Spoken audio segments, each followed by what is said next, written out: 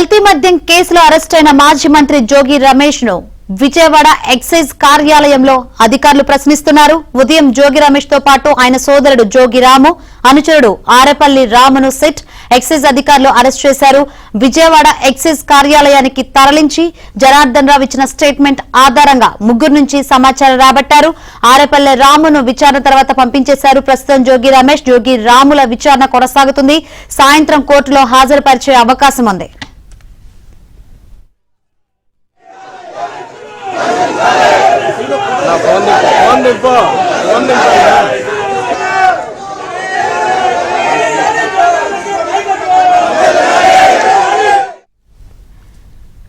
కల్తీ మద్యం కేసులో అరెస్టైన మాజీ మంత్రి జోగి రమేష్ ను విజయవాడ ఎక్సైజ్ కార్యాలయంలో అధికారులు ప్రశ్నిస్తున్నారు. ఉదయం జోగి రమేష్ తో పాటు ఆయన సోదరుడు జోగి రాము, అనుచరుడు ఆరేపల్లి రామును సిట్ ఎక్సైజ్ అధికారులు అరెస్ట్ చేశారు.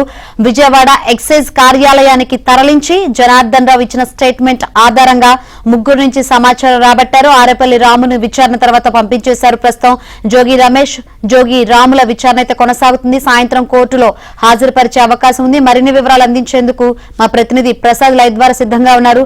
ప్రసాద్, జోగి రమేష్, జోగి రాముల విచారణ ఉదయం నుంచి కొనసాగుతుంది. ఏంటి విచారణ సంబంధించి అప్డేట్స్? శాంకరి, కల్తీ మద్యం కేసులో ఈరోజు ఉదయం మాజీ మంత్రి వైసీపీ నేత జోగి రమేష్తో పాటు అతని సోదరుడు జోగి రాముని సిట్ అధికారులు అదుపులో తీసుకున్నారు. ఆయనతో పాటు జోగి రమేష్కు అత్యంత సన్నిహితంగా అనుచరుడిగా ఉన్న ఆరేపల్లి రామును కూడా ఆయన నివాసానికి వెళ్ళి విజయవాడ తీసుకొచ్చారు. వీరు ముగ్గురిని కూడా విజయవాడలో ఉన్న ఎక్సైజ్ శాఖ కార్యాలయం, ప్రస్తుతం మనం ఎక్సైజ్ శాఖ కార్యాలయం బయటే ఉన్నాము, ఎక్సైజ్ కార్యాలయం లోపల ఉంచి విచారణ చేశారు. దాదాపు 2 గంటల విచారణ తర్వాత ఆరేపల్లి రామును మాత్రం బయటికి పంపించి వేయడం జరిగింది. ఆరేపల్లి రాముకు సంబంధించి ఎటువంటి ఈ మద్యం కేసుకు సంబంధించి ఆ జనార్దన్ రావుతో ఎటువంటి సంబంధాలు ఉన్నాయి, జోగి రమేష్తో కావచ్చు లేదా వ్యక్తిగతంగా కావచ్చు జనార్దన్ రావుని ఎప్పుడెప్పుడు కలిశారనే అంశాలపై కూడా అతను స్టేట్మెంట్ కూడా తీసుకున్నట్టు చెప్తా ఉన్నారు. 2 గంటల విచారణతో అతను బయటకు వచ్చి ఏబిఎన్తో కూడా ప్రత్యేకంగా మాట్లాడారు.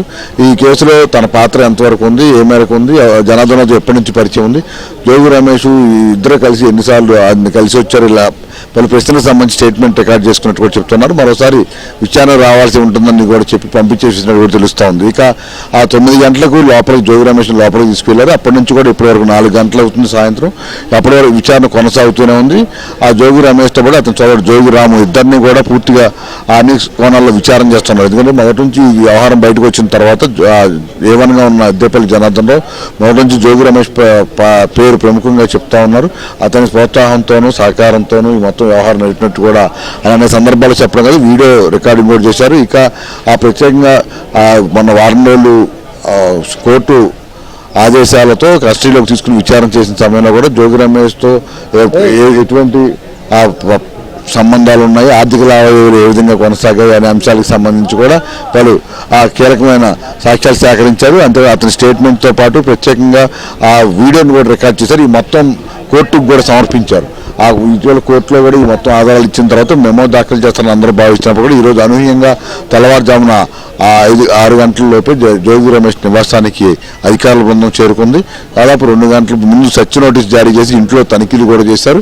ఆ తర్వాత అరెస్ట్ చేస్తున్న అదుపులో తీసుకున్న సమాచారాన్ని అయితే జోగి రమేష్ కుటుంబ సభ్యులకు తెలియపరిచారు.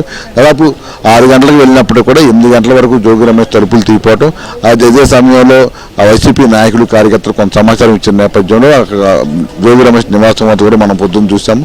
ధర్నా ఆందోళన కూడా నిర్వహించి చంద్రబాబు అదే స్థానిక ఎమ్మెల్యే కేపీకి వ్యతిరేకంగా నినాదాలు కూడా చేయించిన పరిస్థితి. ఆ తర్వాత 8:30 సమయంలో జోగి రమేష్ను అదుపులో తీసుకున్న అధికారులు 9 గంటల లోపే ఇక్కడ తీసుకొచ్చారు. అప్పటి నుంచి కూడా విచారణ కొనసాగుతుంది. ఈ విచారణలో కూడా ఇప్పుడు మనతో అందుతున్న సమాచారం ప్రకారం అన్నదమ్ములు ఇద్దరు అంటే జోగి రమేష్, జోగి రామును ఇద్దరిని కూడా విడివిడిగాను అదేవిధంగా ఎదురెదురు కూర్చోబెట్టి కూడా పలుమార్లు ప్రశ్నించడం తెలుస్తోంది. ఇప్పటి వరకు ఈ కేసు విచారణలో జనార్దన్ రావుతో కలిసి ఎప్పుడెప్పుడు ఏ విధంగా మాట్లాడారు, ఏ సమయాల్లో ఎటువంటి చాటింగ్లు చేశారు, ఆర్థిక లావాదేవీలకు సంబంధించి మధ్యవర్తులను ఏ విధంగా ఉపయోగించారు, ఇలా అనేక అంశాలకు సంబంధించి జనార్దన్ రావు నుంచి వచ్చిన సమాచారం, తీసుకున్న సమాచారం, మరోవైపు వీరి విచారణలో వెల్లడైన సమాచారం మొత్తాన్ని కూడా సాంకేతిక పరిజ్ఞానం ద్వారా కూడా మరిన్ని ఆధారాలు సేకరించి ఆ మొత్తం ఎదురుపెట్టి ప్రశ్నించడం తెలుస్తూ ఉంది.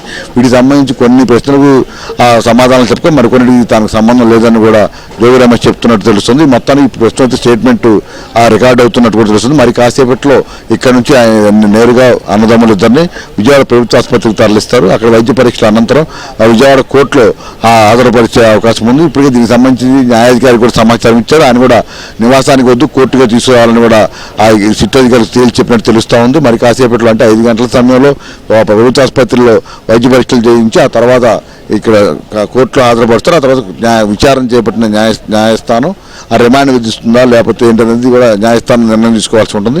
దీనికి సంబంధించి జోగి రమేష్ని ఇక్కడ విచారణ చేస్తానని తెలుసుకుని చాలా మంది వైసీపీ నాయకులు కూడా ఇక్కడ చేరుకున్నారు. వారందరూ కూడా ఇదంతా రాజకీయ కుట్రగా అభివర్ణిస్తూ ఉన్నారు. మరోవైపు దీనికి సంబంధించి బుద్ధా వెంకన్న కూడా తీవ్రంగా ఇందాక ప్రెస్ మీట్ పెట్టి మరి జోగి రమేష్ వ్యాఖ్యలపైన అతని వ్యవహార చరిపై కూడా తీవ్రంగా మండిపడిన పరిస్థితి. ఏదైనా రాజకీయంగా ఒకవైపు రచ్చ నడుస్తుండగా మరోవైపు అధికారులు మాత్రం ఈ కేసులో జోగి రమేష్ పాత్ర ప్రముఖంగా ఉందని మొదటి నుంచి ఈ వెలుగులోకి వచ్చినప్పటి నుంచి ఈ నేటి వరకు కూడా అతని పేరు ప్రముఖంగా ప్రస్తావించిన నేపథ్యంలో అన్ని రకాలుగా కూడా ఆధారాలు సేకరించిన తర్వాతే ఈ రోజు ఆయన అదుపులో తీసుకున్నట్టు కూడా చెప్తా ఉన్నారు. విచారణ పూర్తయి కోర్టు కూడా మొత్తం ఈరోజు రిమాండ్ రిపోర్ట్ కూడా అందిస్తారు. అందులో ఏ అంశాలు ఉంటాయి, ఏ అంశాలు ప్రత్యేకంగా ప్రస్తావించారు, అతని పాత్ర ఎంతవరకు ఉందనే అంశాలపై కూడా స్పష్టత వచ్చే అవకాశం ఉన్నది. Right, thank you Prasad.